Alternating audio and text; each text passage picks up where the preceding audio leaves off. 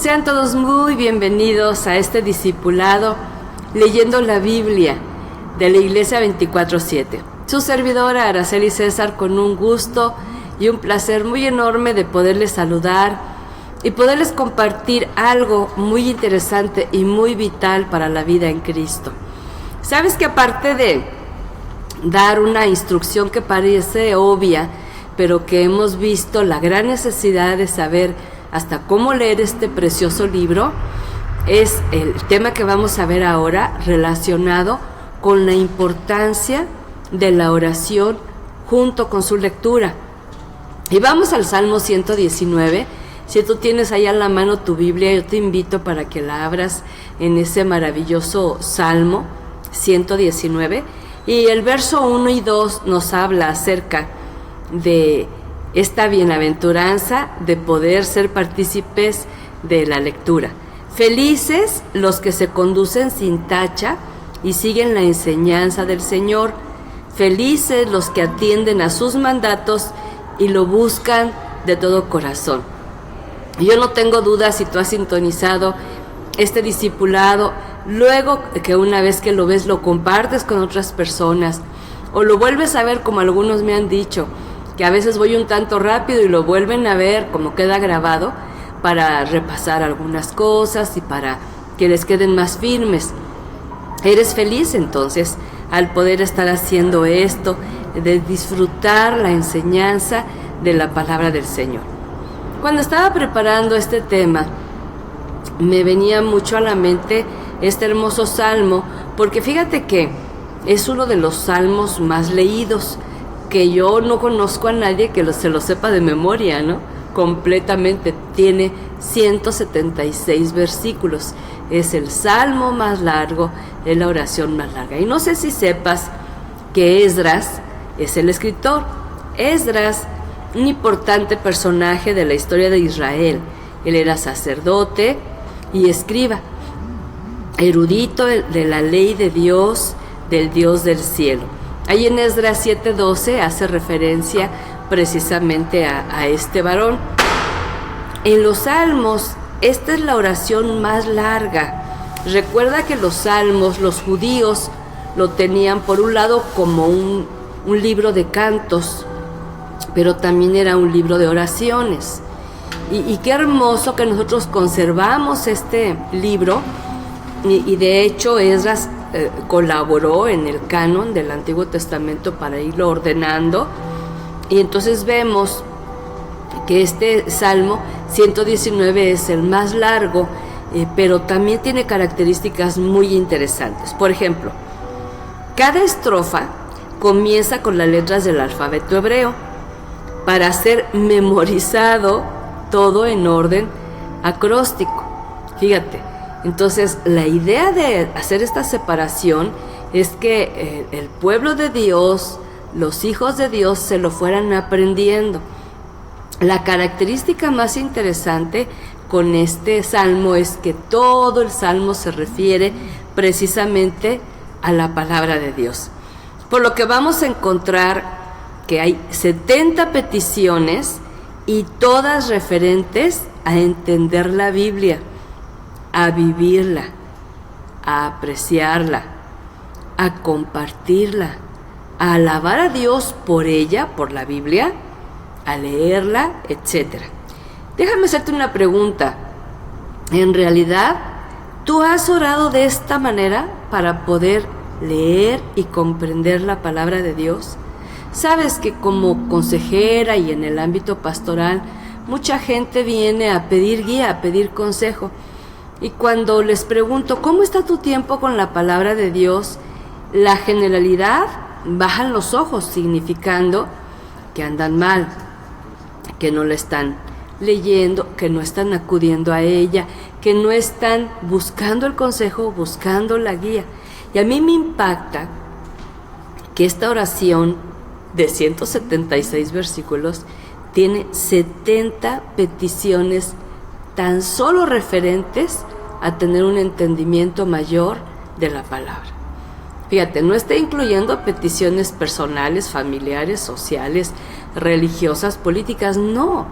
solamente buscando el entendimiento. ¿Qué pasaría, mi amado, mi amada que está sintonizándonos, si tú tuvieras más tiempo de oración cuando lees la Biblia buscando ese entendimiento? ¿Qué pasaría? Yo no tengo duda que pasarían cosas tremendamente interesantes y sobre todo sobrenatural divinas, ¿verdad? La oración, así como esta, sería necesaria al estudiar la Biblia para no quedarnos solo con el conocimiento, sino que tengamos la convicción del Espíritu Santo, que recibamos la vida que la palabra de Dios tiene, inspirada por la persona más maravillosa del universo, que anhela darse a conocer a quien busca que Él mismo le enseñe y le revele su carácter y su personalidad. Yo creo que la gran mayoría de las personas, cuando empezamos una comunión con Dios, que no recibimos una instrucción cómo leer la Biblia, intentamos leerla como se lee cualquier libro, y de ahí el fracaso. No tengo la cifra, pero es impresionante la cantidad de personas que a mí me han confesado que no le entienden a la Biblia. Y a veces son años de asistir a la iglesia, son años de caminar en la fe, y tienen esta situación que quizá les está faltando, incluir la oración, esa oración de petición que viene a clamar a Dios por entendimiento, por sabiduría, por discernimiento, por comprensión, para que al leerla realmente haya un disfrute y no una frustración al no lograr comprenderla. Esdras, este sacerdote, este escriba, fue el que enseñó de nuevo el Antiguo Testamento a los judíos, que regresaban del cautiverio en el cual estuvieron 70 años allá en Babilonia y que habían dejado a Dios. Allí en el libro de Nehemías, en el capítulo 8, encontramos ese relato. Fíjate qué interesante. A mí me impacta, y si ves el relato con mucho detenimiento, cuando Esdras toma una plataforma, un púlpito, se sube, empieza a leer la ley de Dios, y estuvieron horas escuchando la ley, y la reacción de la gente fue entre algarabía y quebranto, y dice la palabra que de lejos se escuchaba ese quebranto, porque Dios estaba humillando esos corazones, porque se habían endurecido, se habían alejado de Dios, y por eso les había ido como les había ido, ¿verdad?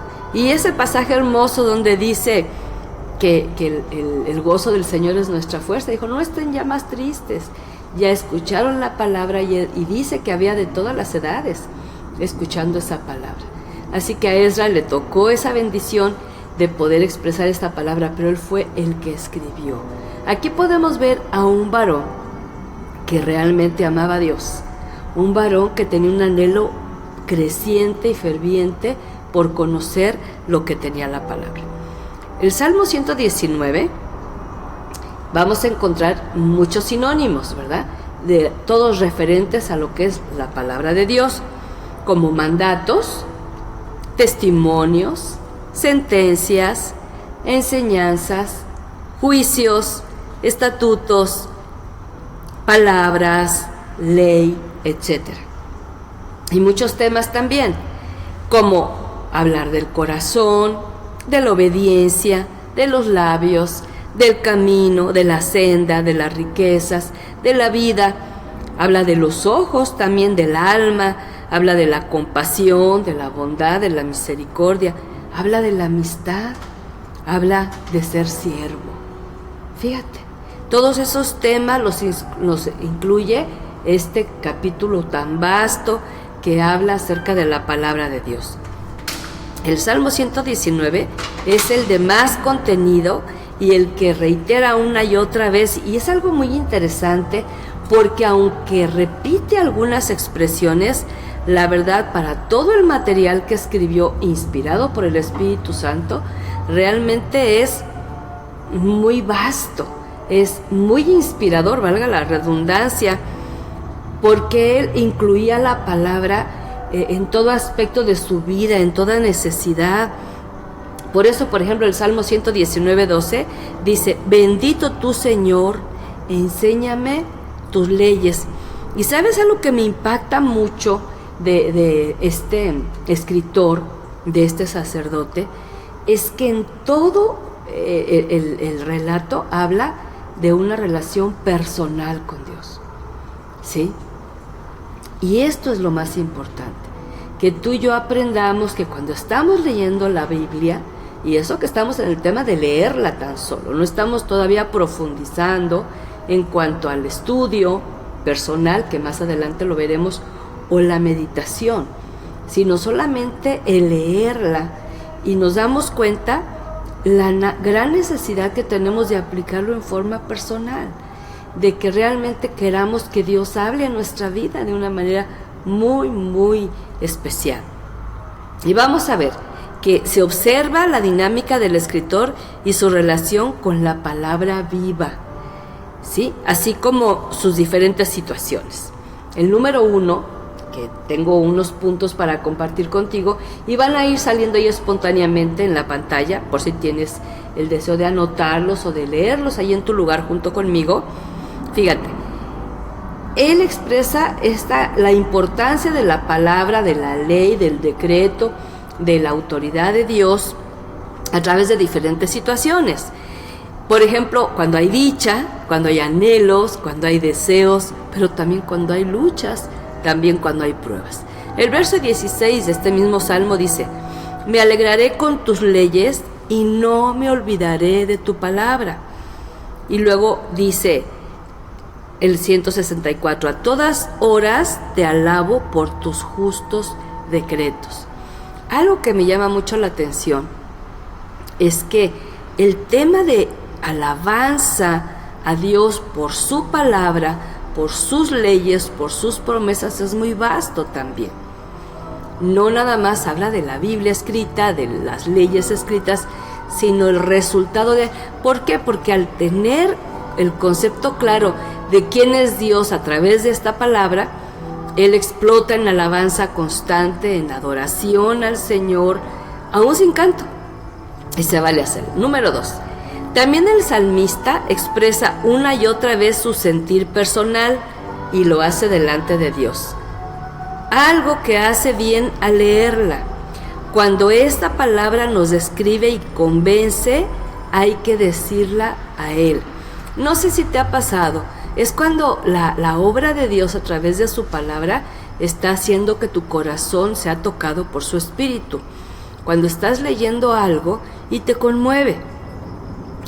Y eres tú que te pone en ese momento en una confrontación, te da gozo saber esa buena noticia, te da un consuelo al corazón, te da fortaleza para seguir adelante. Y esa es una de las dinámicas de leer la Biblia. Recuerda lo que hemos compartido en este espacio. Leer la Biblia no es un fin en sí mismo, sino es un medio por el cual conocer más el corazón de Dios. En tercer lugar, ser confrontados.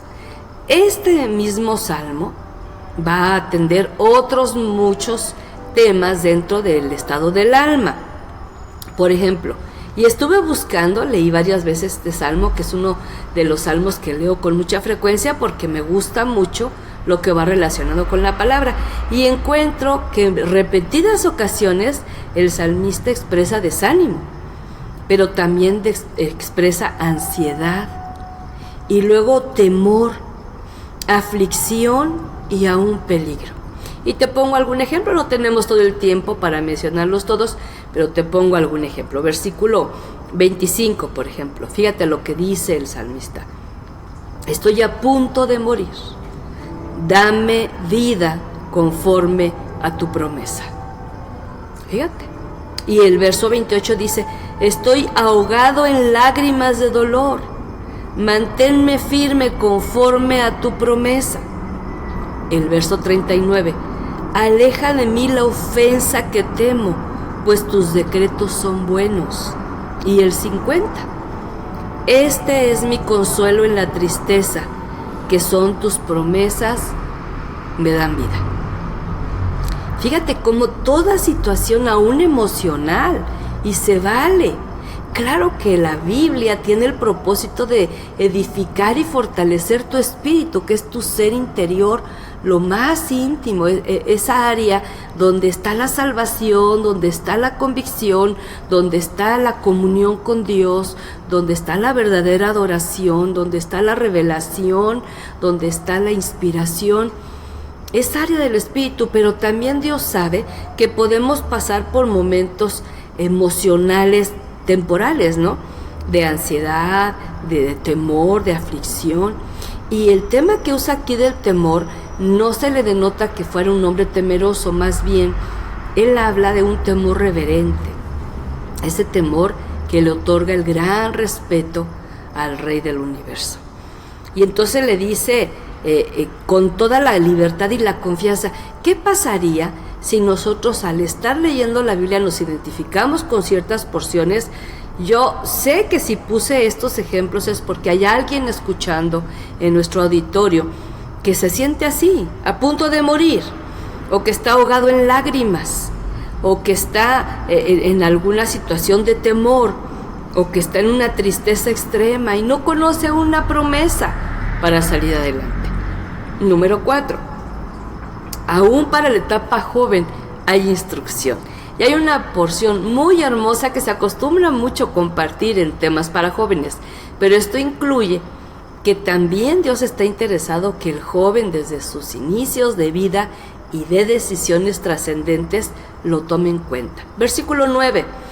¿Cómo podrá el joven llevar una vida limpia? Viviendo de acuerdo con tu palabra.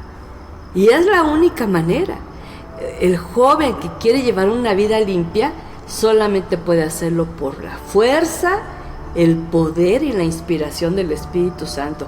Por mucho que lo propongas, joven, por mucho que lo desees, tú solito no puedes. Necesitas al Hacedor de maravillas que te ayude con esto. El verso 10 dice: yo te busco de todo corazón, no dejes que me aparte de tus mandamientos. Y si una característica tiene el joven es que pasa por una etapa donde lo primero que le va a golpear su mente y corazón va a ser la duda de la existencia de Dios. En la experiencia pastoral hemos visto a muchos, pero muchos, que eran niños gozosos de asistir a la casa de Dios, y cuando llegaron a la juventud se les fue el gozo. ¿Qué pasó? Se apartaron de Dios.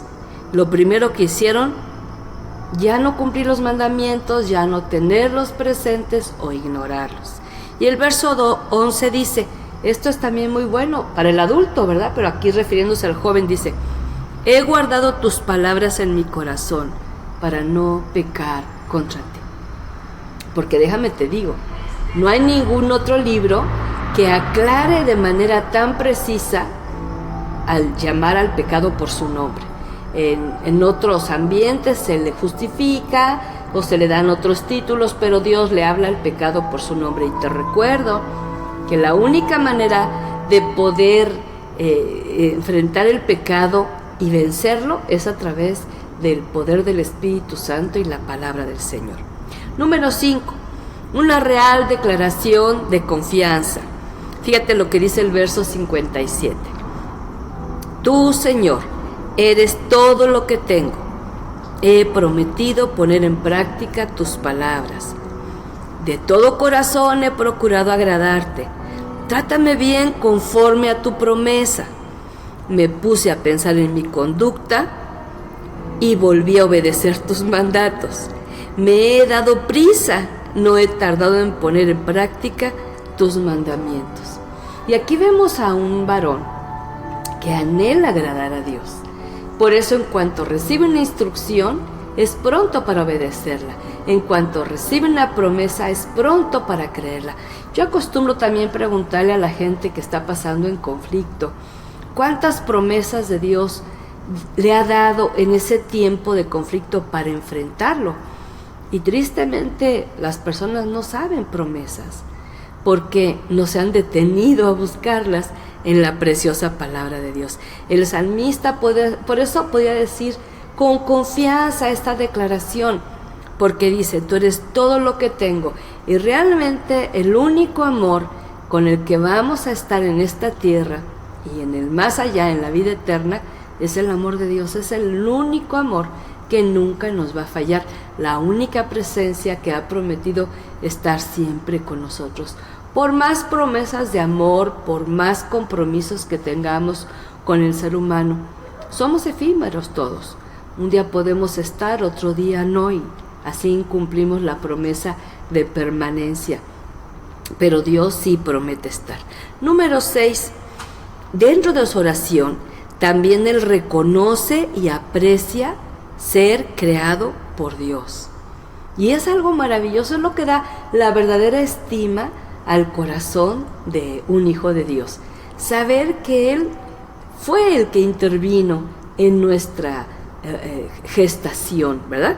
Fíjate lo que dice el verso 73. Tú mismo me hiciste y me formaste. Dame inteligencia para aprender tus mandamientos.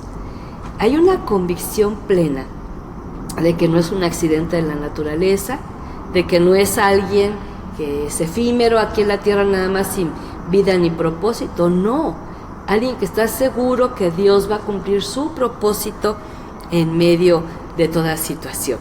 Entonces, reconocer que eres creado por las manos del Señor, que tienes vida y propósito, que hay un plan, que hay un anhelo de parte de Dios para cumplirlo en ti, es maravilloso. Y número 7, expresar deleite. Fíjate lo que dice el verso 77. Vengan a mí tus misericordias para que viva, porque tu ley es mi delicia. Y yo no sé si has llegado al punto donde cuando tú abres la Biblia y ya empiezas a disfrutar y a saborear sus palabras. Esto es leer la Biblia, que la disfrutes. No es un castigo, no es una penitencia, no es algo que tienes que hacer obligadamente o que si no lo haces sientas culpa y condenación de no haberlo hecho, sino que encuentres delicia. Y no solamente porque Dios te dice que te ama, que está de tu lado, que te ayuda, que no te dejará. Eso es hermoso, pero también el único Padre verdadero que te disciplina, que te reprende, que te enseña, que te corrige. Y eso debe ser deleitoso a nuestro corazón cuando Dios interviene de esa manera. Que disfrutes de su presencia a través de su palabra, porque estás escuchando su voz. Número 8. En medio de esta oración también podemos ver que hay un clamor, y yo vi varios versículos donde el salmista clama desde lo profundo de su alma. Ahora, yo quiero que vayas conmigo a lo siguiente. Hay ocasiones en que uno ora de trámite, de memoria, en automático. ¿Te ha pasado? Es cuando la gente se aburre de orar y ya no sabe qué decir y siempre dice lo mismo. Pero cuando estás pasando por una situación muy especial y clamas de lo profundo de tu alma, la oración cambia. Ya no es las palabras de labios, ya nace de lo profundo de tus entrañas. Y ese es el clamor que yo veo en repetidas ocasiones en la vida de Esdras. Yo te recuerdo, entre paréntesis, que Esdras tuvo el llamado a regresar ahí a Jerusalén y a reconstruir el templo para que fuera nuevamente dada la adoración al Señor. Recuerda que cuando vino el enemigo de Babilonia, ¿verdad?, sitiaron la ciudad, quemaron la ciudad, destruyeron el templo, robaron los objetos del templo, como pensando que de esa manera se iba a acabar para siempre la adoración a Dios. Bueno, Esdras vino a restaurar el templo y Nehemías a restaurar las murallas. Y encontramos que en estas empresas de fe había lucha y había oposición. Y yo creo que Esdras supo lo que era tener gente en contra de la voluntad de Dios. En otra porción dice: lloro de tristeza cuando veo a algunos que no observan tu palabra. Le dolía, no los juzgaba, le dolía porque se estaban perdiendo de lo mejor. Fíjate lo que dice el verso 145. Señor, te llamo con todo el corazón. Respóndeme, pues quiero cumplir tus leyes. A ti clamo, ayúdame para que cumpla tus mandatos. Antes de amanecer, me levanto a pedirte ayuda. He puesto mi esperanza en tu promesa. Antes de anochecer, mis ojos ya están velando para meditar en tu promesa. 149. Oye mi voz, Señor, por tu amor, dame vida conforme a tu justicia. Fíjate que el clamor era todo relacionado con la palabra. No le está diciendo el clamor viene por una situación crítica, el clamor por una pérdida que se vale, el clamor por una decisión, no.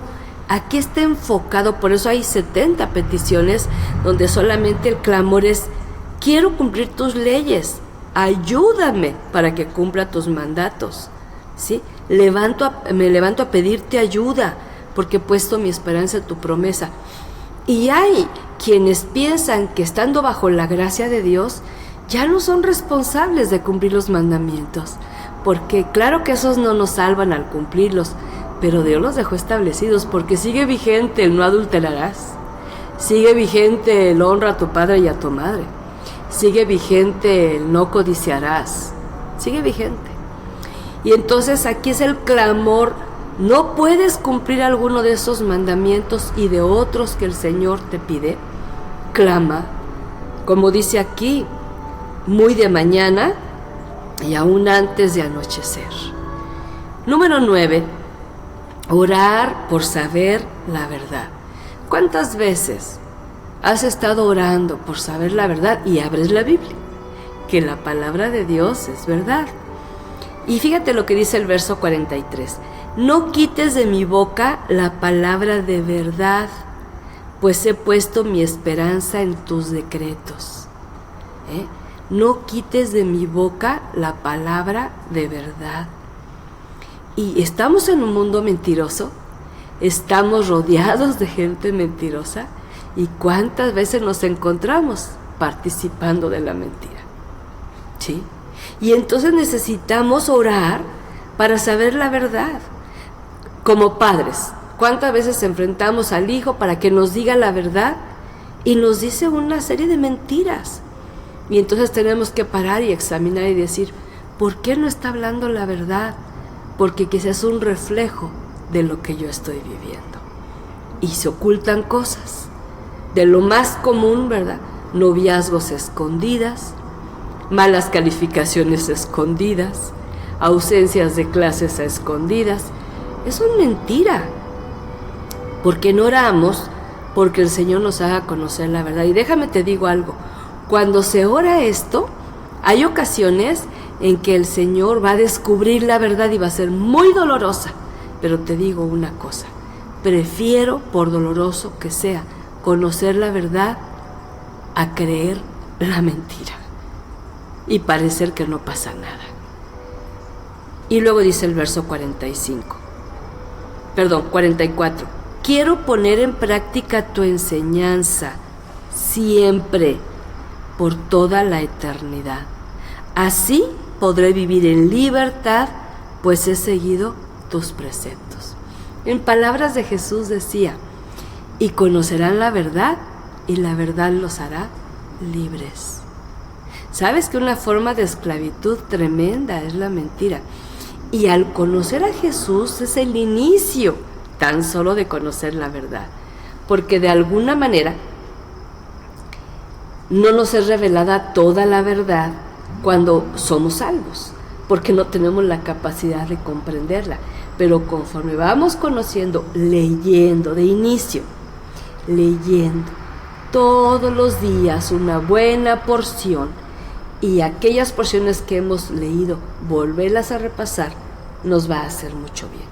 Y número 10, una oración que expresa alabanza, te decía hace un momentito, y tomé tan solo unos versos para poner ejemplo, pero en el ínter de toda esta oración, de esta descripción hermosa, de este salmo tan vasto, se menciona la expresión auténtica. Ahora te recuerdo que él era un sacerdote, te recuerdo que él formaba parte de ese grupo que guiaba al pueblo a la alabanza, a la adoración, a la palabra. Él ministraba al pueblo de Dios. Si alguien quiere tener el respaldo de Dios al ministrar la palabra y la alabanza, tiene que tener esto. De otra manera nada más son palabras o canciones sin sentido. Ver el 164 dice: a todas horas te alabo por tus justos decretos. Fíjate, siempre el motivo de su alabanza vendría a ser lo que Dios ha decretado, porque aquí en la tierra y en el universo, quien decreta es Dios. Él es la máxima autoridad para decretar. Yo, por más que decrete una semana abundante de riqueza, de paz, de salud, no está en mis fuerzas el concederlo, pero si Él lo decreta, es otra cosa. Como en este tiempo, ¿verdad?, que estamos clamando porque Él ordene a esos vientos tempestuosos, furiosos y destructores que vienen sobre las islas del Caribe con esos huracanes. Y Él puede hacerlo cuando el pueblo de Dios nos unimos a clamar por esto.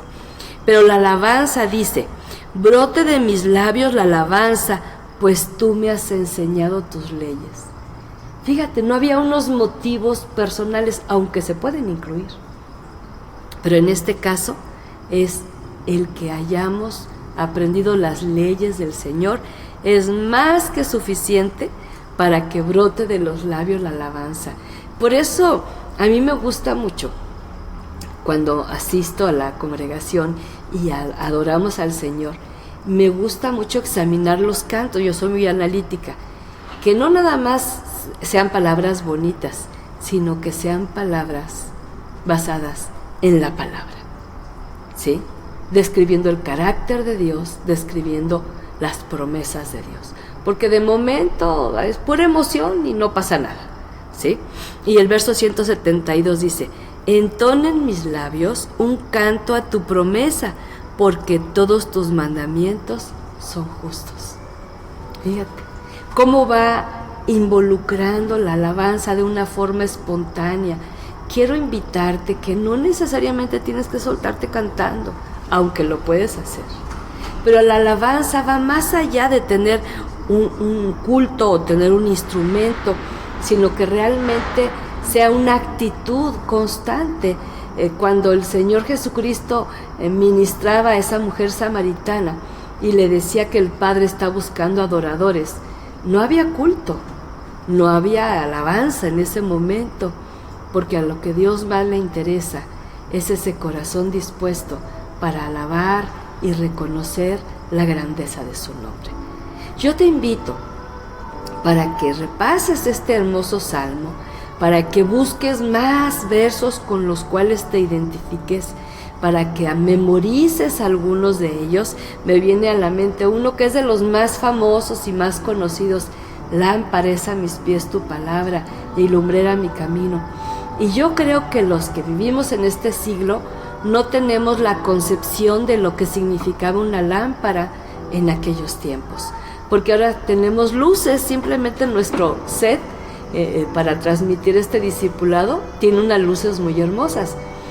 No tenemos el concepto de vivir en un mundo donde lo único que lo alumbraba al caer el día eran la simple luz de velas, de una pequeña lamparita que tenía una flama muy breve, pero que si no tenía ni siquiera esa luz, al andar en casa, fíjate, dentro de casa, se podía tropezar.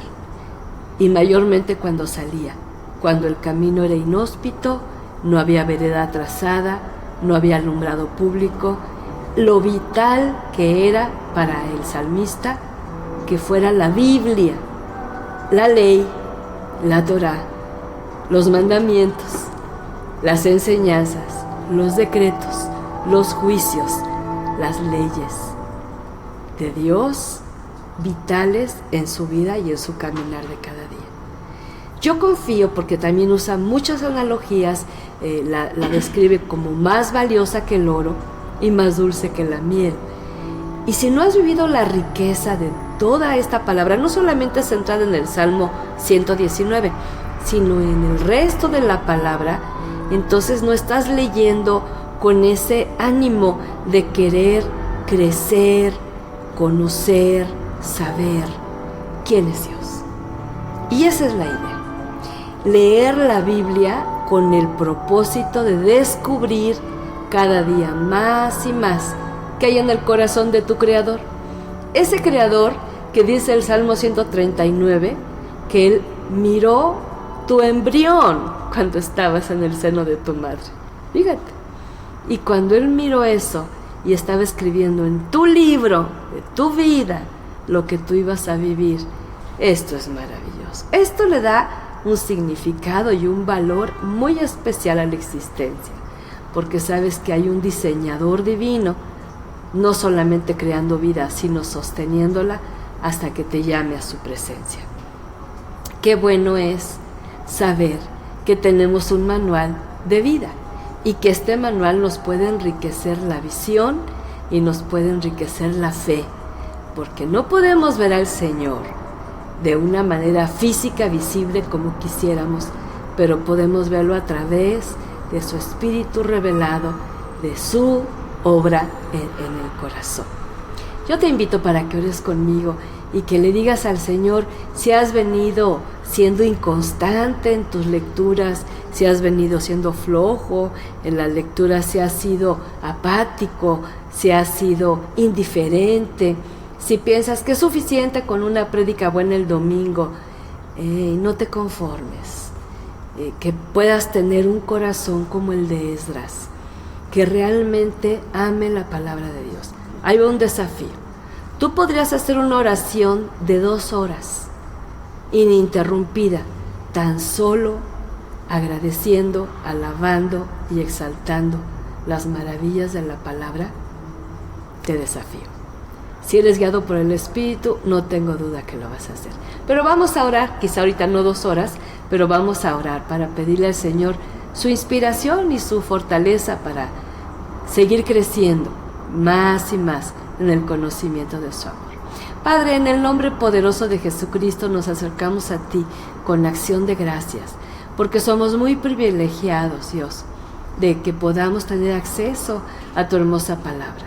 Estos escritos tan milenarios que siguen siendo vigentes, con promesas especiales y divinas para nuestro ser.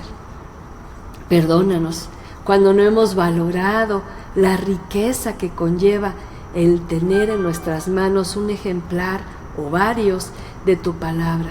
Perdona el descuido, perdona esa insensibilidad. Perdona, Señor, cuando no solamente no fuimos instruidos para tener una lectura provechosa, sino descuidamos tremendamente que la palabra tuya para comprensión va acompañada de oración, pero también va acompañada de adoración. Perdónanos cuando no hemos adorado tu nombre al ir leyendo y descubriendo verdades eternas, como lo es la vida eterna, como lo es el perdón de pecados, como es el amor inalterable tuyo. Oramos en el nombre poderoso de Jesús, para que sea realidad en cada uno de los que tenemos acceso a tu hermosa palabra, ser enriquecidos en sabiduría, en entendimiento, en comprensión, en nuestro interior, pero para después vivirla, practicarla, compartirla y edificar el corazón de otros. Todo esto, amado, en el precioso y poderoso nombre de Jesús, nuestro Señor y Salvador. Gracias. Amén y amén. Que el Señor les bendiga y les guarde, y que esta palabra siga siendo lámpara a sus pies y lumbrera a su diario caminar. Bendiciones y hasta la próxima semana, si el Señor nos concede vida.